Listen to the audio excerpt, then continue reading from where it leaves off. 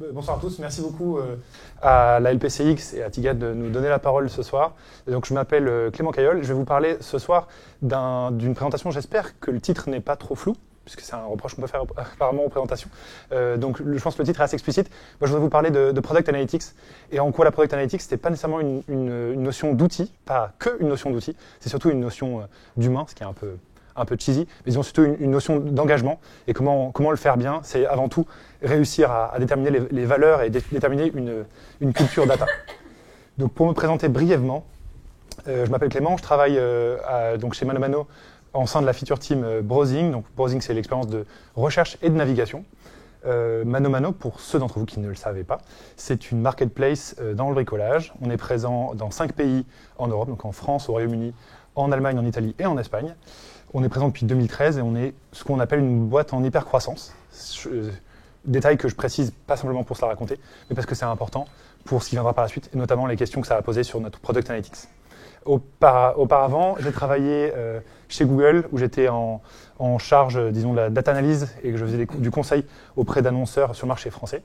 Et en parallèle à ça, je donne depuis 2016 des cours à Sciences Po sur l'analyse de données, Sciences Po dont je suis diplômé par ailleurs, si ça vous intéresse.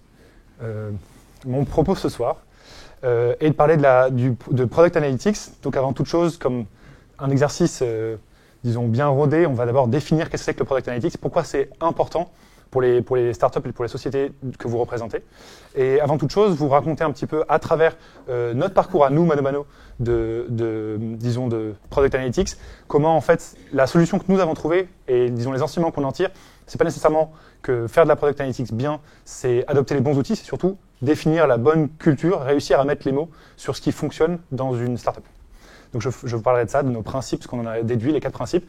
Après, pour ceux d'entre vous qui vraiment voulaient quelque chose de concret et d'appliqué, je vous parlerai de notre stack et de notre process. Vous pourrez prendre des photos de notre stack et de notre process. Vous pourrez nous écrire des emails, nous tweeter pour savoir comment ça fonctionne. À nouveau, on n'est pas donneur de leçons, ça marche pour nous, ça marchera peut-être différemment pour vous. Et enfin, on conclura pour voir comment est-ce que vous pouvez l'adopter chez vous. Pour commencer, qu'est-ce que le Product Analytics ? Comme toute bonne présentation sur Internet, je vais invoquer Gartner, qui définit le Product Analytics comme en fait un champ d'application de la business intelligence, qui a pour but en fait d'identifier les comportements utilisateurs, les défauts potentiellement, les axes d'amélioration d'un produit. C'est intéressant la définition anglaise, il parle de manufacturer, ce qui je trouvais assez parlant.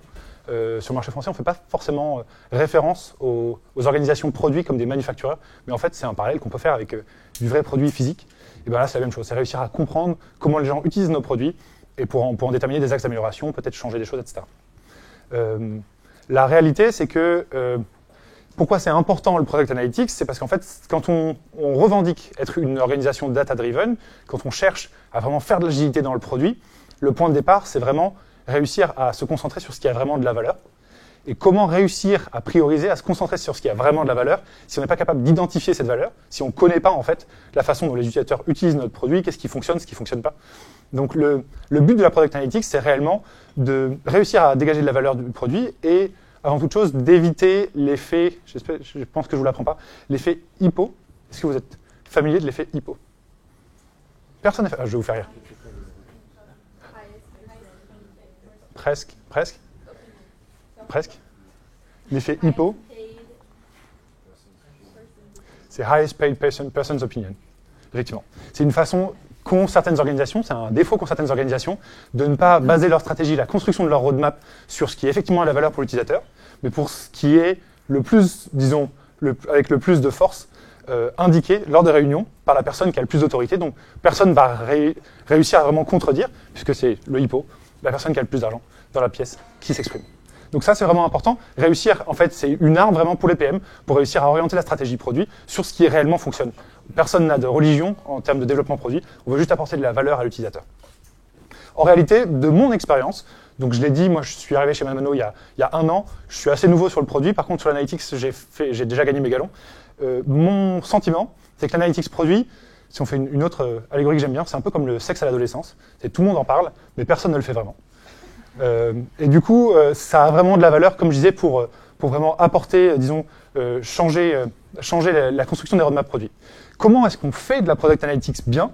Alors si vous posez la question à des grands groupes, ceux avec lesquels moi je travaillais auparavant, ou n'importe quel vendeur de solutions analytics, ils vous diront la seule solution qui vaille la peine, c'est d'adopter les bons outils, et vous signez sur un chèque, et c'est bon, vous avez de la Product Analytics, ça marche super, vos roadmaps s'écrivent d'elles-mêmes, et vous réussissez sur votre marché sans problème. La réalité, c'est que pour moi, ce sentiment-là, pourquoi je convoque Kennedy, ce sentiment-là, ça crée un peu un sentiment de transaction entre disons, l'analytics et le PM. Et du coup, tant qu'on n'a pas les bons outils, on ne peut pas faire du bon product analytics parce que c'est un peu, j'ai pas les bonnes baskets, je peux pas aller courir. Tant que j'ai pas l'équipement cher, je n'irai pas courir, c'est pas possible. Du coup, ça crée un sentiment de transaction avec le product analytics qui est un peu le contraire de ce que nous on a conclu. L'inverse, c'est en fait, pour que ça fonctionne, le product analytics, il faut au contraire l'accaparer. Il faut être engagé. Donc, pour paraphraser Kennedy, c'est moins une question de ne vous demandez pas ce que peut faire votre product analytics pour vous, demandez-vous ce que vous pouvez faire pour votre product analytics. Moi, je peux vous témoigner de comment ça a fonctionné chez ManoMano, comment en fait une boîte, j'en parlais tout à l'heure, en hypercroissance, s'est retrouvée en fait avec pas forcément les moyens de ses ambitions pour ce qui était de mesurer les parcours utilisateurs, comment des PM brillants réussissaient à corps et à cri à trouver de l'information dans des systèmes d'information qui n'étaient pas vraiment pensés pour, des interfaces qui étaient bloquées, un genre de cauchemar de data qu'on peut imaginer et qu'on voit souvent. Et vous réexpliquer comment nous, à travers 4 mois de réflexion interne, d'audit d'autres entreprises, de discussions avec des représentants commerciaux, on a réussi à trouver vraiment les valeurs data, disons la culture data au sein du produit chez ManoMano, qui nous a effectivement amené à changer d'outil, mais pas que, à vraiment définir des valeurs. Et donc c'est sur ça que je voudrais parler en premier lieu, c'est définir les 4 grands principes du Product Analytics chez ManoMano. Donc c'est facile, pour que vous les reteniez, ils commencent tous par la lettre A, et le tout premier, c'est l'agilité. C'est évident, on bosse tous, on tend tous à travailler dans des environnements agiles. Qu'est-ce que je dis quand j'entends agilité? C'est que votre plan, disons, votre product analytics, c'est pas quelque chose de donné, c'est quelque chose qui doit évoluer dans le temps, de la même façon que votre produit évolue dans le temps. Vous devez être la première chose que nous, on a réalisée, qui correspondait vachement à notre comportement en tant que boîte en hypercroissance, c'est que notre code évoluait toutes les semaines, tous les jours. Il n'y a pas de raison que notre analytics n'évolue pas également toutes les semaines ou tous les jours. C'est vraiment quelque chose qui a été imposé par le rythme de croissance de ManoMano. La première chose dont je voulais vous parler, c'est plutôt, je fais une toute petite digression. Quand on dit faire du product analytics, jusqu'à présent j'ai été très abstrait. Concrètement, c'est quoi faire du product analytics? C'est définir, en fait, traduire les questions business qu'on peut se poser en des événements et des propriétés d'événements qui sont mesurables, collectables sur un site web. Donc, pour rendre la présentation plus interactive, je vous propose de jouer à un petit jeu.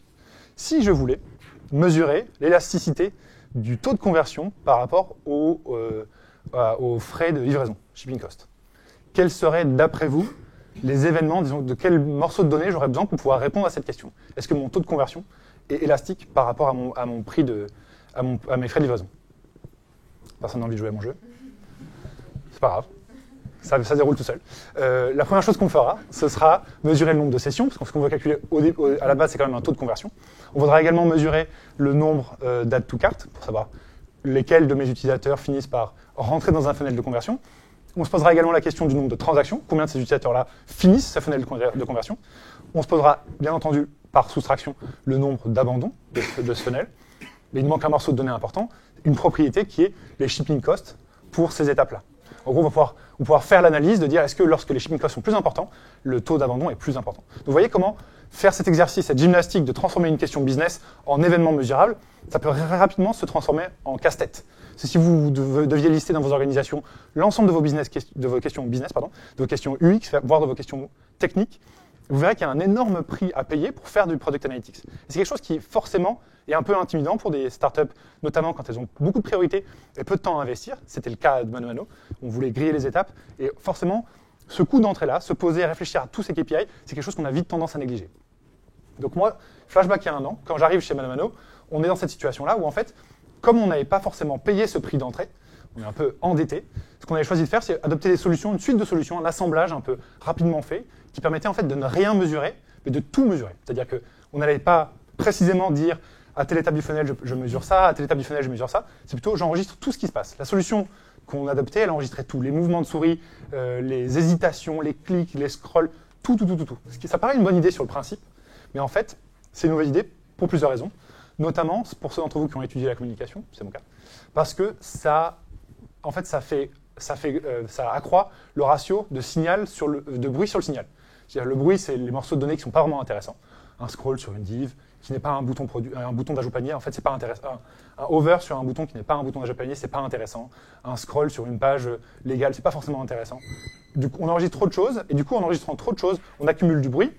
L'exécution des requêtes qu'on fait est plus grande. Du coup, dans l'ensemble, réussir à sortir un morceau de données qui soit vraiment intéressé, ça devient un peu la tannée. Et comme c'est la tannée, on le fait moins souvent. Ou dans le cas de ManoMano, parce qu'on est vraiment très data-driven, on le fait quand même, mais on passe beaucoup de temps à le faire.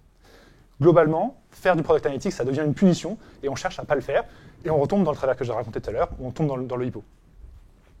Le pendant à ça, c'est au contraire, plutôt que de mesurer tout, il ne faut pas chercher à être exhaustif dans son plan de tracking.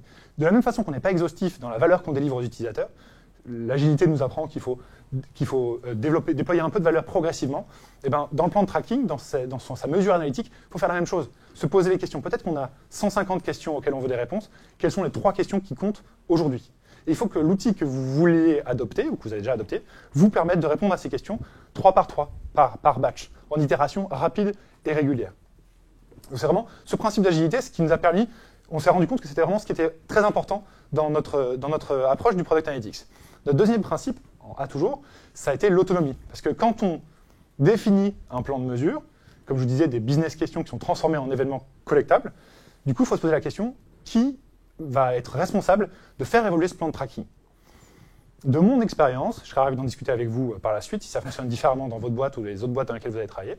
Dans mon expérience, il y a une solution qui est apportée par beaucoup de grandes boîtes, beaucoup d'acteurs sur le marché, qui consiste à passer par une équipe dédiée. Donc vous montez une feature team tracking, qui va être une feature team d'experts, qui sera responsable de faire évoluer votre plan de mesure par itération rapide. C'est bien parce que ça donne de l'ownership. C'est moins bien pour 3 raisons. Tout d'abord, ça crée une dépendance sur une équipe. Alors qu'on pourrait faire de la parallélisation, il y a une équipe avec un backlog, une vélocité donnée, qui est responsable de prioriser elle-même ce qui a plus ou moins de valeur en termes de tracking. Donc on est dépendant de cette équipe pour répondre à des questions business. Par la suite, ce que ça fait, c'est un travers qu'on observe souvent avec des business owners parfois, on est tous responsables de ce travers, c'est que ça établit une relation de transaction. Il y a une équipe qui est donneur d'ordre et une autre équipe qui est exécutante, ce qui est un peu la recette pour vraiment pas se comprendre, se frustrer et peu comprendre les besoins business. En fait, si on doit les retranscrire d'une équipe à l'autre, c'est pas forcément la bonne solution. Et enfin, le troisième point, c'est que ça pose des questions de recrutement. Ne nous mentons pas, les experts en Product Analytics, ça ne va pas les intéresser d'être dans une équipe opérationnelle. J'en tiens pour preuve les difficultés de recrutement qu'on a pu avoir ici chez ManoMano, parce qu'en fait, ces experts-là, ils ont envie de monter des process, ils n'ont pas envie de tomber dans des rôles opérationnels. Vous allez certainement les trouver ou les payer plus cher, mais ce sera plus compliqué, ça va forcément un travail satisfaisant. Chez ManoMano, on a fait le pari de l'autonomie. Plutôt que d'avoir une équipe dédiée en charge de l'évolution du plan de tracking, on a décrété que ce serait les feature teams qui seraient en charge de faire évoluer le plan de tracking. Chacun sur son scope doit être responsable de faire évoluer son plan de tracking. Et ce qui est intéressant, c'est que ce changement de responsabilité, d'ownership, ça fait également un changement de culture. Parce qu'en fait, quand on est responsable de son propre tracking, du coup, le tracking, ça rentre dans le critère d'acceptance. Donc, non seulement je dois faire du code qui ne fait pas de bug, qui apporte de la valeur à l'utilisateur, mais je dois faire du code qui est mesurable par dessin. Donc, c'est-à-dire que dès que j'écris des specs, tout le monde dans ma feature team, tout le monde en dehors de ma feature team est pris à témoin des paris que je fais, des analyses que je compte faire, et du coup, la valeur en termes d'utilisateur, valeur utilisateur, est définie beaucoup plus tôt, le succès est défini beaucoup plus tôt, il peut être challengé avant même que des investissements en développement aient été faits. Nous, c'est quelque chose auquel on croit très fort. Le souci que ça peut générer, ce que je vous décris là, vous l'avez mentalement tracé dans votre tête, c'est que ce que je suis en train de décrire là, ce sont des silos. Le souci d'avoir chacune des équipes travailler en autonomie sur leur plan de tracking, c'est que du coup, vous allez avoir des plans de tracking qui ne sont pas du tout cohérents entre une feature team et une autre. Que ce soit des trucs les plus basiques, des namings qui ne soient pas les mêmes, des longueurs d'événements, des variables, rien de consistant. Si on donne cette autonomie-là aux feature team, le risque, c'est qu'au bout de 2-3 mois, on ne comprenne plus rien à son plan de tracking, qu'il faille 20 minutes de café pour réussir à comprendre une analyse. La solution que nous, on a apportée à ça, elle nous a été offerte par notre troisième principe, qui est le principe d'accessibilité. Ça, c'est vraiment la chose fondamentale. En fait, et je vais faire une digression là-dessus, l'accessibilité, c'est ce qui vraiment donne aux organisations leur caractère data-driven.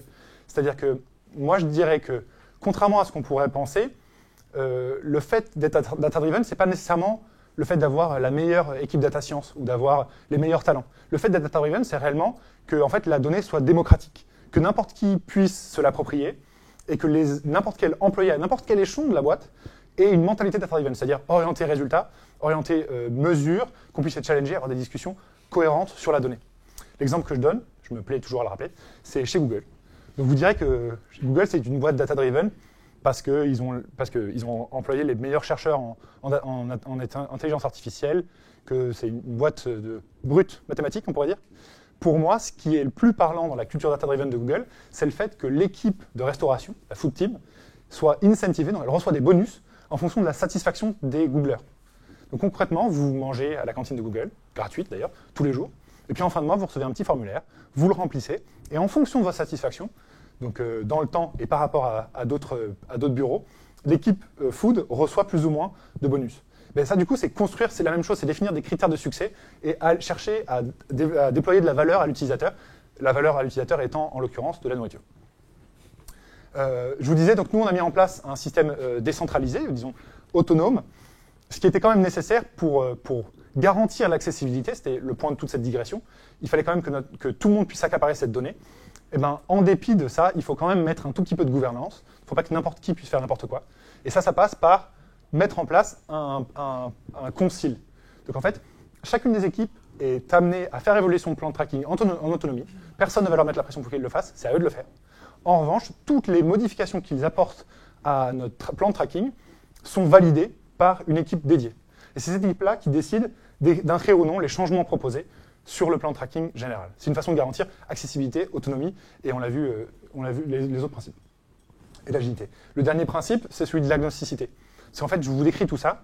Nous, on a passé 4 mois à vraiment réfléchir à fond à tous ces principes-là.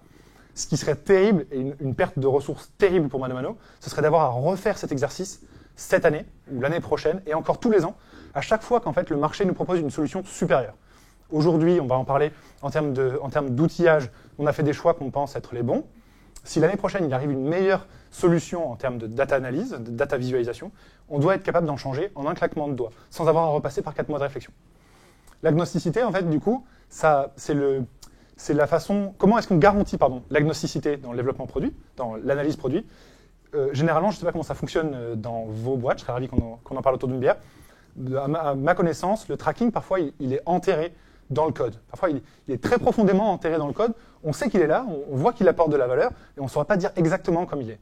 Si je fais une métaphore un peu géologique, il est enterré très au fond, très au fond du code, quelque part par là.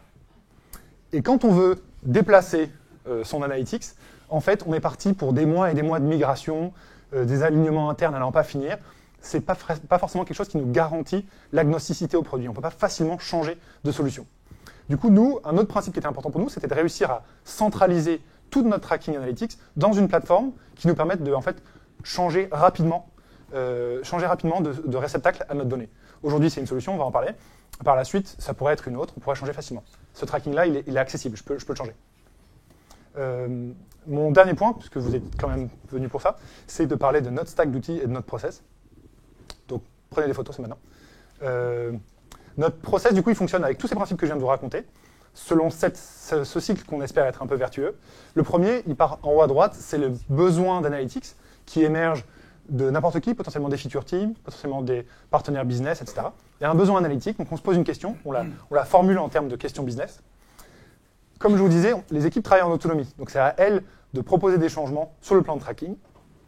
En revanche, elles peuvent, si elles ont envie, consulter l'organisme, disons l'organisme de gouvernance dont je vous parlais, ce qu'on a appelé le Product Analytics Council. C'est à ce Product Analytics Council d'organiser ce qu'on appelle les feature launch. On va pouvoir réfléchir ensemble autour d'un café, autour d'une bière, à ce qu'on a vraiment envie de mesurer, qu'est-ce qui est pertinent, pourquoi. C'est une façon de garantir en fait qu'on ne traque pas 2 fois la même chose, que les noms sont consistants, que la façon de traquer est cohérente, globalement d'imprimer une marque sur notre façon de faire du Product Analytics. Après cette consultation qui est optionnelle, l'équipe elle-même propose des changements, donc la contribution est individuelle, c'est l'équipe qui propose.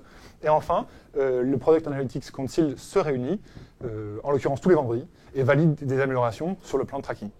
Il y a quand même une instance qui dit, si l'équipe a grillé toutes ces étapes, on ne validera pas le plan de tracking. Si le naming n'est pas le bon, le plan de tracking n'évoluera pas.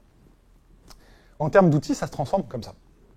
Concrètement, aujourd'hui sur le site de ManoMano, un utilisateur fait une action, imaginons un ajout panier ou une conversion, consultation de page. La donnée disons, c'est GTM, Google Tag Manager, on va en parler dans un instant, qui permet l'exécution du code de tracking. Et enfin, cette donnée, elle est renvoyée vers Amplitude, qui est la solution que nous avons choisie pour la partie data visualisation, pour être analysée. Si je rentre un peu plus dans le détail, pourquoi ces étapes de cette stack?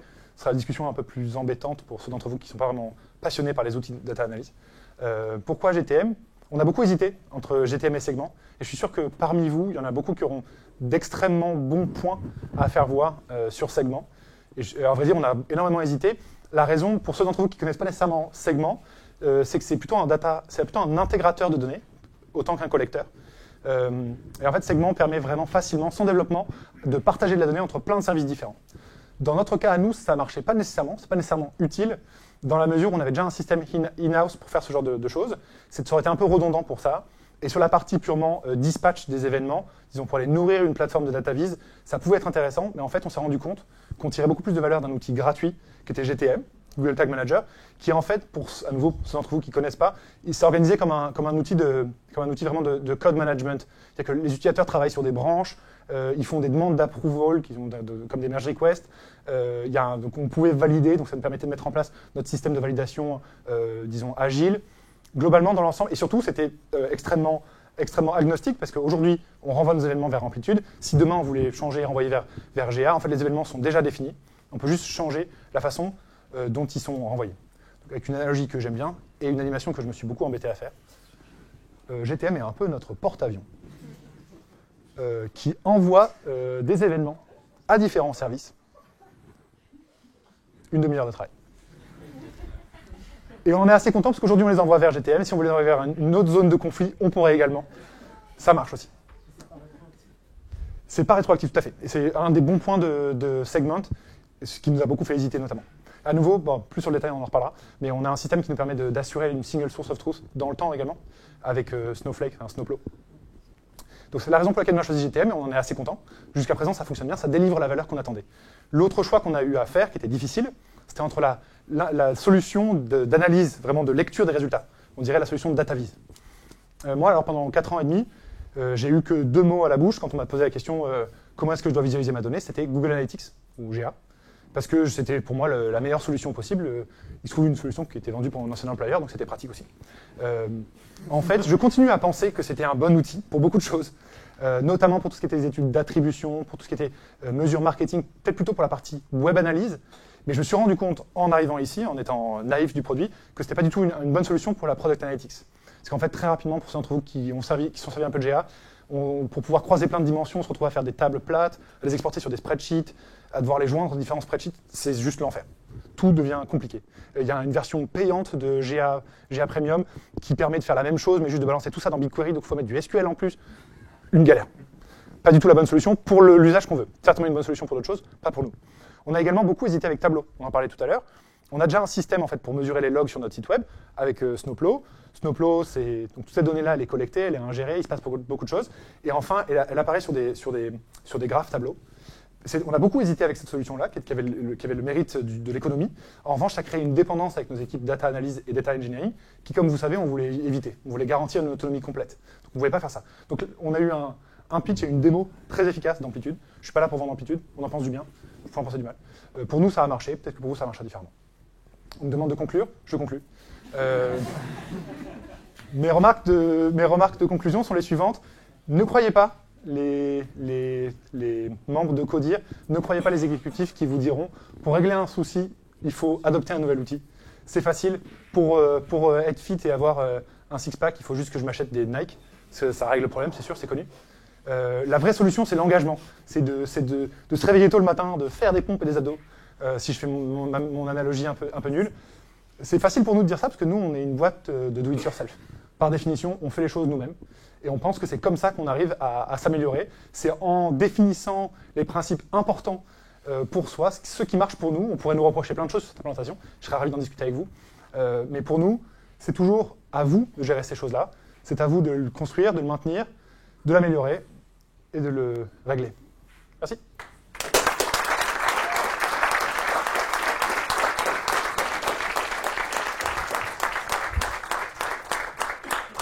Des questions?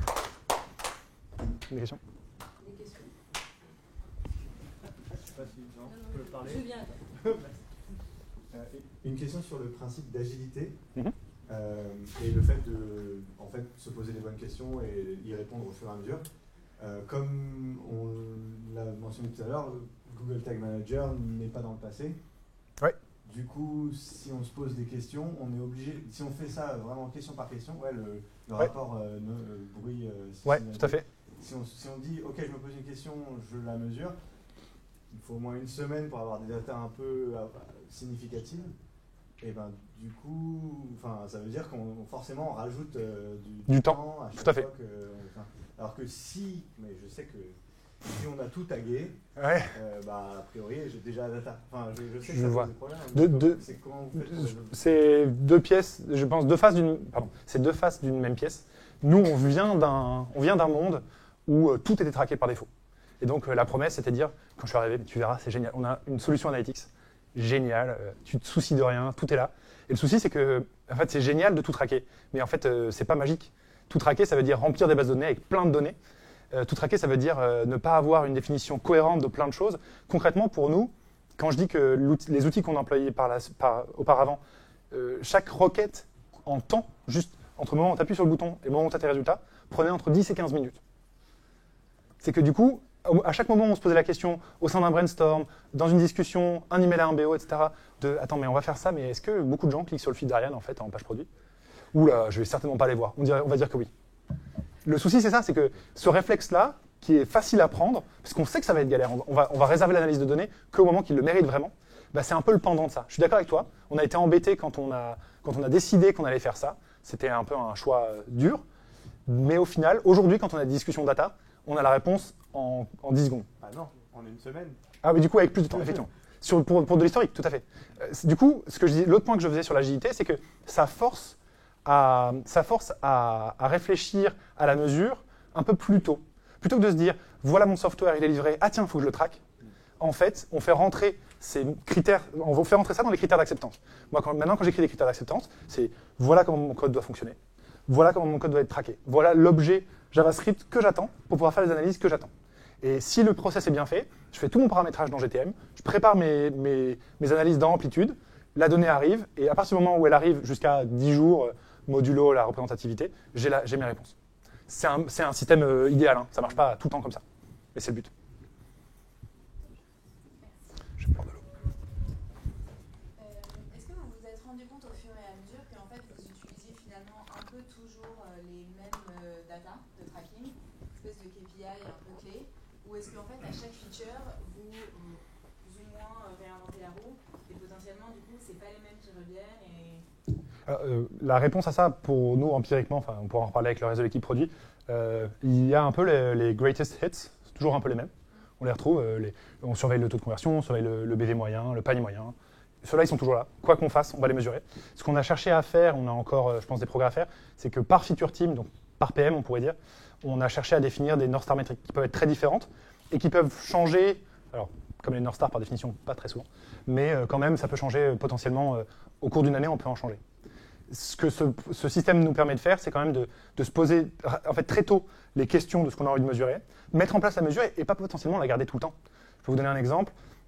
Sur les pages de listing de Monomano, on a mis en place une fonctionnalité qu'on trouvait assez cool, qui était que l'utilisateur puisse swiper sur des images. Donc en voir plusieurs images, sans avoir à rentrer sur la page produit, voir plusieurs images.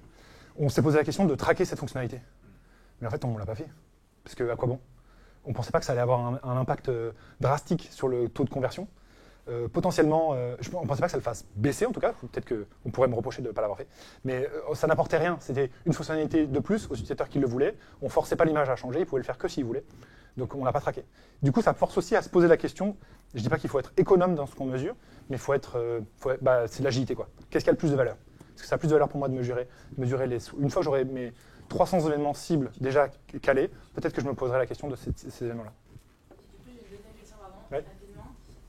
Comment est-ce que justement, avec tout ce sujet d'agilité, du coup de roadmap un peu surchargé, comment est-ce que du coup ça vous a obligé à réduire le rythme des releases pour potentiellement du coup suivre vraiment une release égale une data et voir l'évolution de cette release spécifique sur cette data, ou est-ce qu'en fait vous avez une autre, enfin, je pense pas qu'il y en ait d'autres, mais comment faire pour être sûr que cette release, c'est bien ça qui fait que ça marche ou ça marche pas? Ouais, alors peut-être tu bosses sur une application mobile? Non. Non, ah, ok. Dans notre système disons, de mise en prod, on va réussir à séparer des morceaux très différents de notre funnel, donc e-commerce. Et ce qu'on n'hésite pas à faire, on en use et on abuse, c'est de vraiment d'A/B tester systématiquement tout ce qu'on fait. Et donc en fait, on se fait un plan d'A/B testing en début de quarter. Tiens, j'ai cette fonctionnalité, cette fonctionnalité, cette fonctionnalité. Je sais que sur 3 ou 4 sprints, je veux mesurer ces trucs-là. Et en fait, sprint 1 fini, je commence sprint 2. À la fin de sprint 2, j'ai mes réponses de sprint 1. Donc j'intègre dans sprint 3 la généralisation ou le kill de la feature 1. On essaye de construire les choses comme ça. Et j'ai l'impression, derrière ta question, pose la question un peu de l'attribution. Est-ce qu'on est sûr que c'est vraiment ça qui a modifié ou pas? Ouais, effectivement. Quand on est dans un full agile, potentiellement, en fait, en déploiement continu, c'est vrai. Difficile d'associer, quoi. Après, dans notre cas, je ne sais pas si c'est la bonne chose, mais dans un funnel e-commerce, nos séparations en feature team sont assez bien faites, je pense, pour pas qu'on se marche sur les plates-bandes. Il peut y avoir des zones d'achoppement, ça nous est arrivé assez récemment. Du coup, on construit les A/B tests ensemble. Donc, on fait des A/B/C tests avec des versions différentes. D'autres questions? Bonsoir. Hop, ici. Vous parliez tout à l'heure de poser les bonnes questions et de les poser le plus tôt possible. Qui est responsable de poser les bonnes questions? Est-ce qu'il y en a un? Ouais. Alors, généralement, on distingue ce qui va être, disons, des améliorations, un peu vraiment du run. On va rajouter des petites fonctionnalités. Donc ça, c'est à la charge de l'équipe et du PM de mesurer ce genre de choses. Et puis après, on a créé un système, j'en parlais tout à l'heure, de feature launch, où vraiment, en fait, on fait cet exercice-là. C'est-à-dire qu'en fait, on réunit les membres du Product Analytics Council, on réunit des gens de l'équipe data, des gens de l'équipe produit. Et en fait, c'est une demi-heure de meeting, qu'on essaye d'être plutôt un meeting sympa, de co-création. Et on se pose des questions. Donc, dans 6 mois, on a fait ça, ça marche. Comment on sait que ça marche? Et de là découlent les questions. Ça nous permet de rattacher tous les développements qu'on fait à des OKR définis au niveau de la boîte. Ça nous permet de se poser la question de définir des jalons. Si à tel moment on n'en est pas là, du coup c'est que ça ne marche pas. Peut-être qu'on peut faire des hypothèses supplémentaires. Tiens, on va lancer telle fonctionnalité, mais peut-être que si on mettait les filtres différemment, ça marcherait mieux. Donc arriver à 3 semaines après la publication, on pourrait se poser la question. Ça pourrait être encore plus abouti. Aujourd'hui, on arrive à avoir des discussions KPI qu'on n'avait pas avant. Parce que quand on en parlait tout à l'heure, quand on collecte tout, on n'a pas besoin d'avoir ces discussions parce qu'on sait que tout est collecté. Tout est là, on ne s'en sert jamais, mais tout est là. C'est le problème. D'autres questions?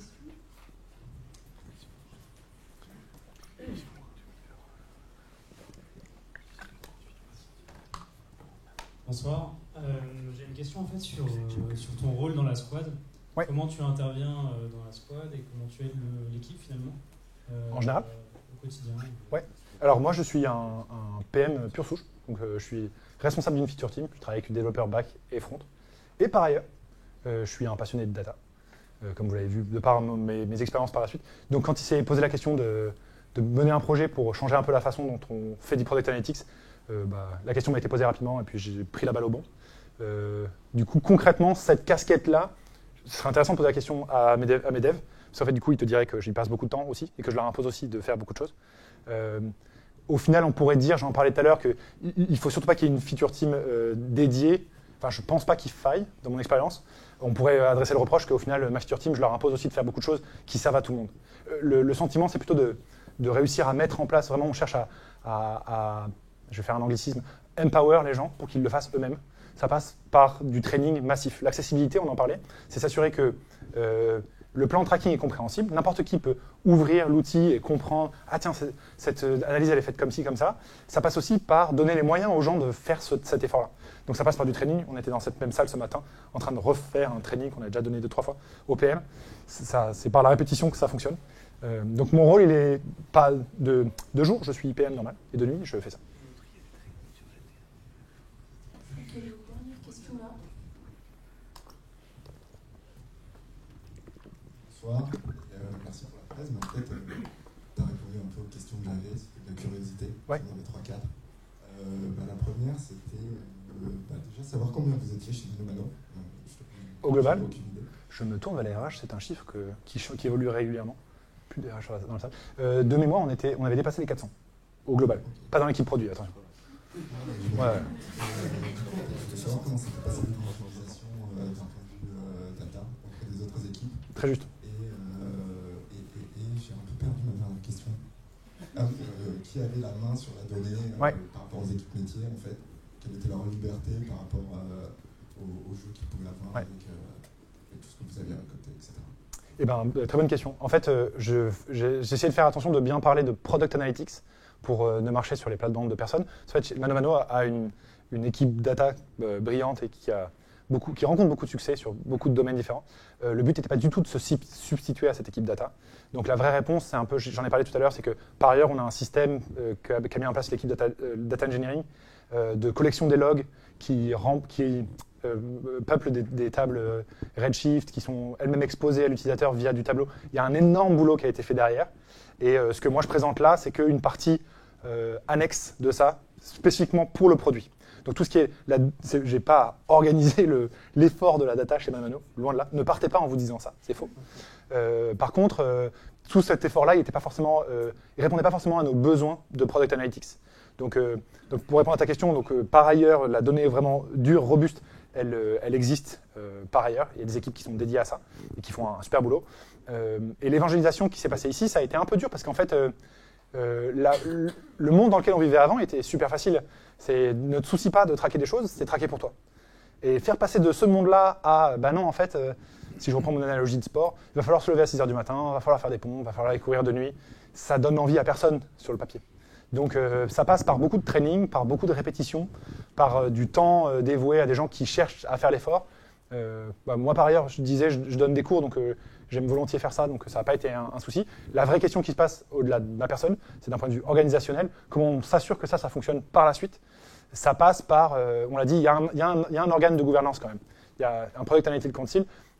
En fait, c'est une participation, disons, optionnelle. C'est des gens qui font d'autres boulots, qui se réunissent juste le vendredi pour faire ça, et potentiellement une autre fois dans la semaine pour répondre aux questions. C'est important qu'il y ait une casquette supplémentaire pour les gens que ça intéresse, pour aider à l'évangélisation et à l'adoption de ces bonnes pratiques.